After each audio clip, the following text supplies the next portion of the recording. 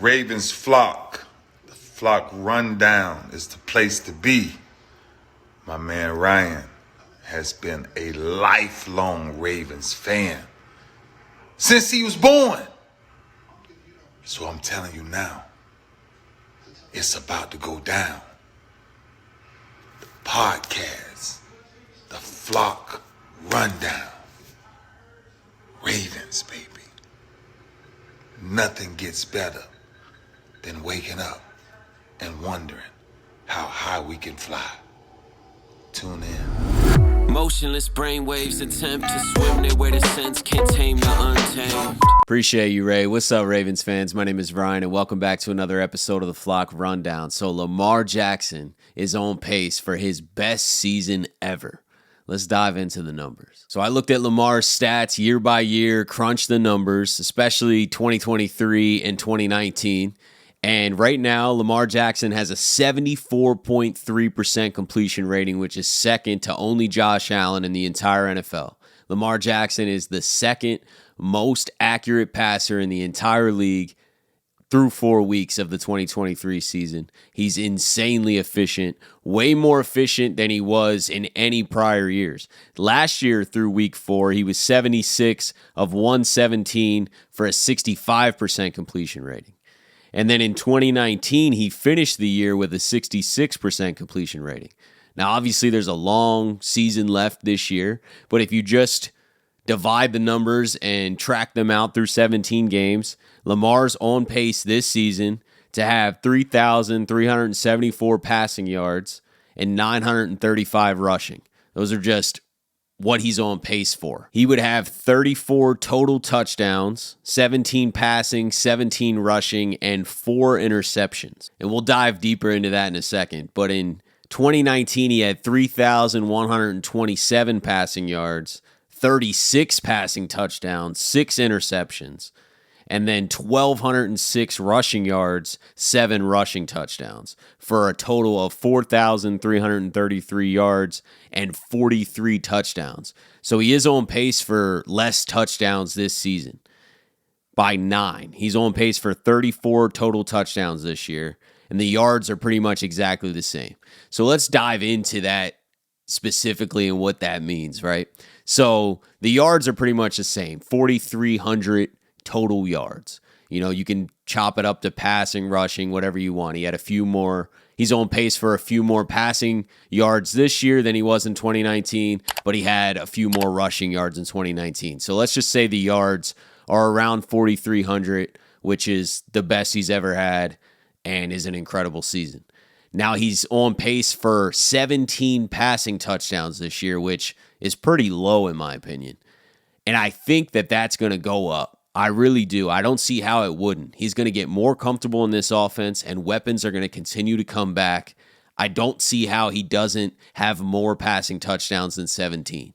Now, may he have a few less rushing touchdowns as the year goes? Probably. He's on pace for 17 rushing touchdowns, which is a lot. Oh, that's a ton for a quarterback. And in 2019, he threw 36 passing touchdowns. Now, I don't think he's going to have 36 passing touchdowns in 2023, but I think he's going to have substantially more than 17, which he's on pace for. But overall, he's on pace for 34 total touchdowns this year, and I think it'll be more than that. I think it'll be 38 to 40 touchdowns. And then in 2019, he had 43 touchdowns. So very close, right? Total touchdowns, very close. He's on pace for about 4,300 yards, which is exactly what he had in 2019. So the touchdowns are very similar. The passing yards are very similar. Why is this going to be his best season ever? 74% completion rating. He's throwing less than he did ever. Even in the past few seasons, he was throwing more through week 4. He's throwing less and being way more efficient. And he's missing weapons who are very close to returning. Odell and Bateman are not put on IR. You know, they could come back this week, but maximum they're within a couple weeks of returning. So it'd be tough to argue that that's going to hurt Lamar's numbers, right? The more comfortable he gets in this offense and the more comfortable he gets being back out there and you're adding weapons, his numbers should go up. I don't see how they go down. So we can even increase this pace that he's on a little bit with this efficiency. The efficiency is blowing every other season out of the water. 74% completion rating, second in the entire NFL. He's the second most accurate quarterback. And that should dead the narrative that Lamar can't throw or he's inaccurate or whatever you want to say, or even inconsistent. I would say his overall play sometimes feels inconsistent. His sloppiness with fumbles, his ability to diagnose pressure, those things sometimes he is a little inconsistent with. But accuracy, not really. Not compared to everyone else in the league. I think the national media likes to fuel the narrative when he has a rougher game and misses some throws. That's all they show you. They show you miss pass, overthrow. Every quarterback does that. Mahomes does that. Allen does that. Look at the numbers. Lamar Jackson is the second most accurate quarterback in the NFL right now, only behind Allen, barely. So that's the difference. Lamar is playing way more efficient than he ever has in his entire career. Harbaugh said this week, Lamar was the general out there. He was running the show. And he's more efficient than he's ever been. He's more accurate than he's ever been. And I just have to believe that these numbers are going to go up. Obviously, injuries could derail all this. The last 2 years, Lamar wasn't able to finish the season. And yes, that would dead this entire pace that he's on. I totally understand that. But it's not like Lamar's dealing with the same type of injury. I feel like there are fluke injuries on different parts of the body that just happen to happen. I would say Patrick Mahomes and Josh Allen and any other quarterback you can think of is at the same exact risk that Lamar is. Josh Allen runs even more aggressively. Patrick Mahomes runs. Lamar doesn't take a lot of big hits, especially when he's running downfield. He's very elusive. He knows how to avoid huge hits.